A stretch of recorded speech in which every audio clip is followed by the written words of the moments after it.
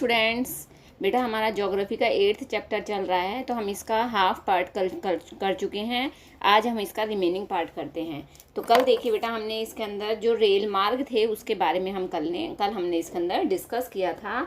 आज हम इसके अंदर जल परिवहन के बारे में डिस्कस करते हैं। तो देखिए, जल परिवहन जैसे इसके नाम से ही पता चल रहा है, जो साधन जल के अंदर चलते हैं उसे जल परिवहन का नाम दिया गया है। यह भी बहुत ही महत्वपूर्ण परिवहन है, बहुत महत्वपूर्ण साधन है, क्योंकि जो जल परिवहन है वो बहुत ही सस्ता है, बहुत चीप होता है। इसमें ज़्यादा किराया, ज़्यादा खर्चा इसके अंदर नहीं आता है। और एक इसका सबसे इम्पोर्टेंट जो इसका बेनिफिशियल जो इसका लाभ है, मतलब वो क्या है कि इसके लिए मार्ग का निर्माण नहीं करना पड़ता है। यानी कि कहने का अभिप्राय है बेटा, जो सड़क परिवहन है उसके लिए भी क्या है, रोड बनाने पड़ते हैं।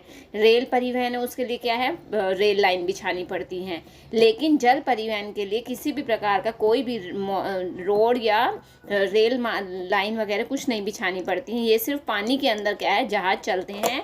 इसमें किसी भी प्रकार के कोई भी रास्ता वगैरह नहीं बनाना पड़ता है। तो जो बड़े बड़े महासागर वो एक दूसरे से जुड़े होते हैं, उसके अंदर हम किसी भी आकार के, किसी भी साइज के जहाज को, एक बार में कितने ही जहाज को हम इसके अंदर चला सकते हैं।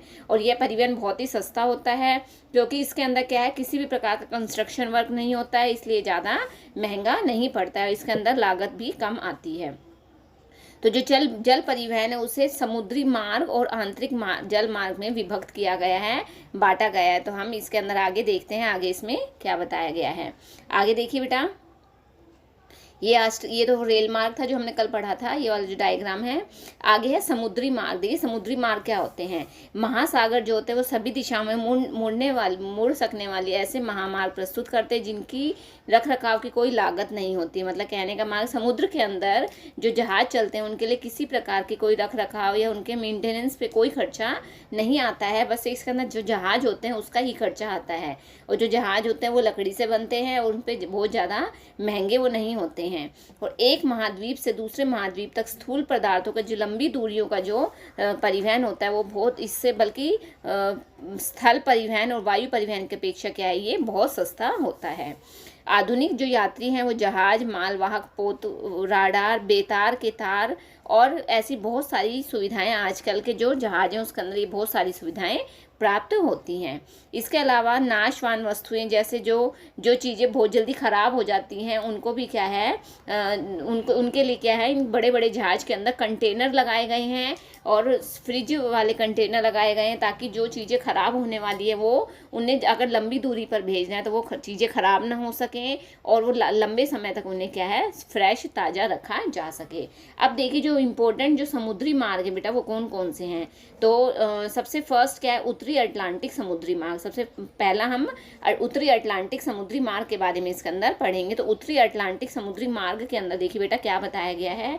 जो ये उत्तरी अटलांटिक समुद्री मार्ग है, यह औद्योगिक दृष्टि से बहुत ही महत्वपूर्ण है और यह संयुक्त राज्य अमेरिका और पश्चिमी यूरोप, इन दोनों का आपस में अटैच करता है, मिलाता है। और विश्व का जो 1/4, 1/4 जो विदेश का व्यापार होता है वो किससे होता है, उत्तरी अटलांटिक समुद्री मार्ग से ही होता है। जितने भी समुद्री मार्ग है उसके अंदर सबसे ज़्यादा इंपॉर्टेंट कौन सा है, उत्तरी अटलांटिक समुद्री मार्ग। ये वेरी शॉर्ट क्वेश्चन में बनता है, बहुत इंपॉर्टेंट क्वेश्चन है बेटा। सबसे ज़्यादा जो व्यस्त है, सबसे अगर व्यस्तम आपसे पूछा जाए तो कौन सा है, अटलांटिक के बेटा देखो दो हैं, एक तो उत्तरी अटलांटिक, एक दक्षिणी। तो आपको याद रखना है जो उत्तरी अटलांटिक समुद्री मार्ग है वो बहुत ज़्यादा इंपॉर्टेंट है। इसे वृहद ट्रंक मार्ग, इसका दूसरा नाम क्या है, वृहद ट्रंक मार्ग भी कहा गया है। और इसके दोनों तट के ऊपर पतन और पोताश्रय, अब मैं आपको बताऊंगी पतन क्या होता है, पोताश्रय क्या होता है। इसके दोनों तट पर पतन और पोताश्रय को बनाया गया है। आगे देखिए बेटा, पतन और पोताश्रय क्या होता है, मैं इसके बारे में आपको बताती हूँ ताकि आपको किसी भी प्रकार का डाउट न रहे। इसी के अंदर देखिए और क्या है, इसमें एक जो मैप दिया गया है उसके अकॉर्डिंग आपको मैं बताती हूँ। और इसके अलावा ये तो आपका था। देखिए अब पतन और पोताश्रय क्या होता है बेटा, पतन होते हैं जिसे बंदरगाह कहा जाता है, जहाँ पर पतन के अंदर क्या होता है, जहाँ पर जो बड़े बड़े जहाज होते हैं जिनसे व्यापार किया जाता है, जब उन जहाज की लोडिंग और अनलोडिंग होती है, यानी कि उसमें सामान को चढ़ाया जाता है, उतारा जाता है, तो वो क्या कहलाता है, हिंदी में उसे पतन कहते हैं, या इंग्लिश में इसे पोर्ट या बंदरगाह भी कहा जाता है। और पोताश्रय क्या होता है, देखिए इसके नाम से ही पता लग रहा है, पोत आश्रय। पोत जमा आश्रय, यानी कि आश्रय होता है शरण देना और पोत होते हैं जहाज। तो ऐसा स्थान जहाँ पर जहाज को केवल खड़ा किया जाता है, यानी कि उन्हें जब आराम करवाया जाता है, विश्राम करवाया जाता है, उन्हें खड़ा किया जाता है, तो वो वहाँ पे क्या लोडिंग अनलोडिंग के कार्य नहीं होता है। पतन में तो लोडिंग और अनलोडिंग होती है, बट पोताश्रय के अंदर जो खाली जहाज होते हैं उन्हें क्या है वहाँ पर सिर्फ खड़ा किया जाता है, वो पोताश्रय कहलाते हैं। सेकंड नंबर का आता है बेटा हमारा भूमध्य सागरी हिंद महासागरी समुद्री मार्ग। जो भूमध्य हिंद महासागर, ये भी बहुत इंपॉर्टेंट है। इस मार्ग को क्या है विश्व का हृदय स्थल कहा जाता है। विश्व का हृदय स्थल किसे कहा जाता है? भूमध्य हिंद महासागरीय समुद्री मार्ग को कहा जाता है। और इसके अंदर बहुत सारे एरियाज हैं इसमें, जैसे पोर्ट सईद, अदन, मुंबई, कोलंबो, सिंगापुर, ये सारे इंपॉर्टेंट मार्ग से होकर ये जुड़ता है। और आरंभ में उत्तमाशा अंतरिक्ष से होकर जाने वाले आरंभिक मार्ग की तुलना में स्वेज नहर के निर्माण से दूरी और समय में बहुत अधिक कमी आ गई है। जब से स्वेज नहर का निर्माण किया गया है तब से जो समय की क्या है, इसके अंदर बहुत दूरी और समय की बहुत अधिक कमी आ गई है। पहले क्या है पूरा राउंड लगा कर जाना पड़ता था, लेकिन स्वेज नहर के बनने के बाद वो समय बहुत कम हो गया है।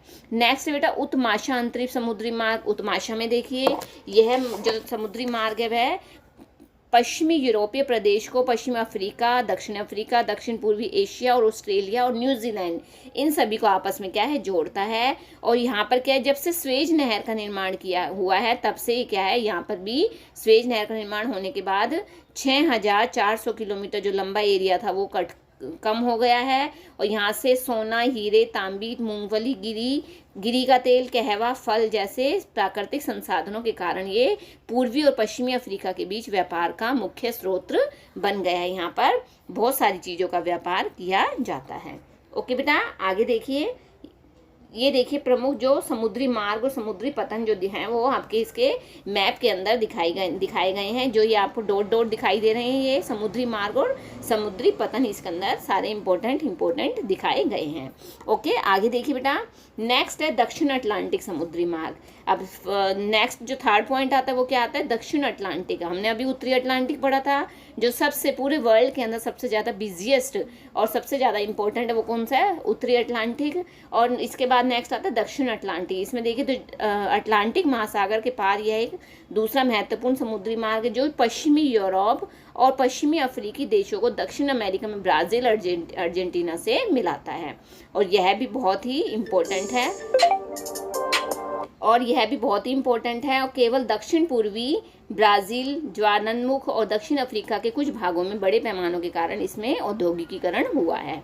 और रायो डी जेनेरी, केप टाउन के बीच मार्ग को भी यहाँ पर ये जो यातायात है बहुत कम होता है, क्योंकि दक्षिण अमेरिका और अफ्रीका में एक जैसे उत्पादन और संसाधन पाए गए हैं। तो ये था दक्षिण अटलांटिक समुद्री मार्ग, जो बहुत सारे देशों को आपस में लिंक करता है, बहुत सारे देशों को आपस में जोड़ता है।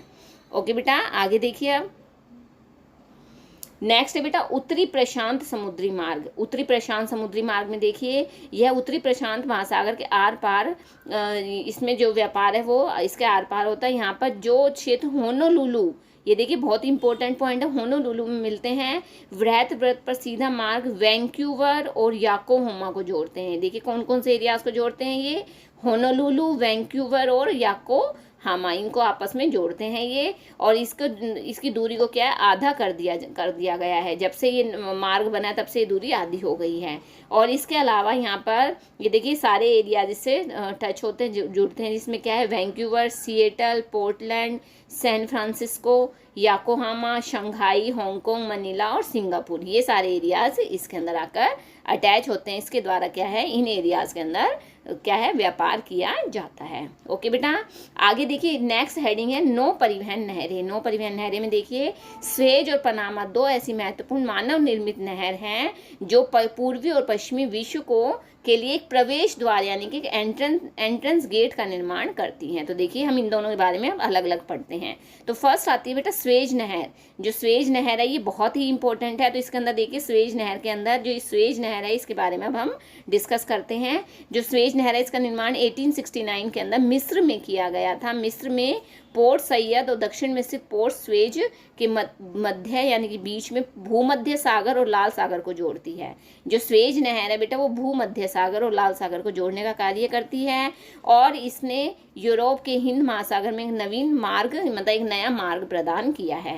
पहले क्या होता था बेटा, पूरा लंबा मार्ग काट कर आना पड़ता था, लेकिन जब से ये स्वेज नहर का निर्माण हुआ है तब से जो एरिया है बहुत ही, इसकी जो दूरी है बहुत ही कम हो गई है और बहुत ही कम समय के अंदर अब क्या है वहाँ पर जिस एरिया में पहुँचना है वहाँ उस एरिया के अंदर बहुत ही कम समय के अंदर पहुँचा जा सकता है। अब देखो मैं आपको ये मैप में दिखा रही हूँ बेटा, देखिए ये है स्वेज नहर, दिखाई दे रही है बेटा आप लोगों को, ये मैप में दिखाई दे रहा है स्वेज नहर। तो ये जो ये वाला जो एरिया है बेटा ये स्वेज नहर है। देखिए जो ये है स्वेज नहर है, जो दिखाई दे रही है ब्लू कलर से, ये पूरी क्या है स्वेज नहर है।